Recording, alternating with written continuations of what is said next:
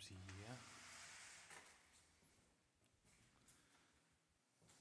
Κλειστά, δεν λειτουργεί τίποτα, αδούλευτα, ολοκαίνουρια είναι ακόμα.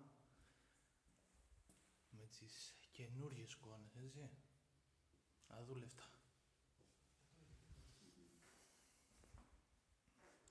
1, 2, 3, 4, 5, 6. 6 ψυγεία καινούρια. Στέκουν εδώ. Και εδώ τι είναι, ο χώρος.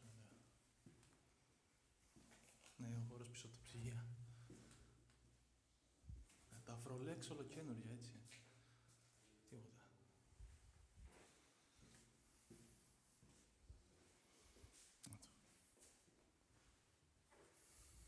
Όπως βλέπετε εδώ.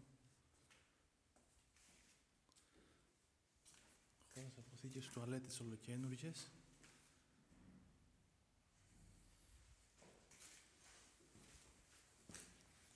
Το ασανσέρ αυτό είναι το ασανσέρ που βάζουν το νεκρό πάνω.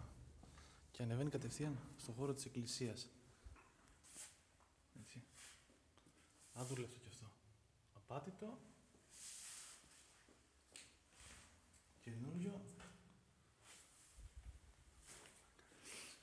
Εδώ πέρα, ναι, αυτό εδώ πέρα είναι ένα ρολό το οποίο παρκάρει το αμάξι η νεκροφόρα και αφήνει το νεκρό κλειστή για αιώνες κι αυτή, όπως θα με πει. Άλλη μια σκάλα που ανεβαίνει πάνω. Διάφορα αποθηκευτικοί χώροι οι οποίοι παραμένουν αδούλευτοι και αυτοί αχρησιμοποιητοί μαζί με τα μάρμαρα.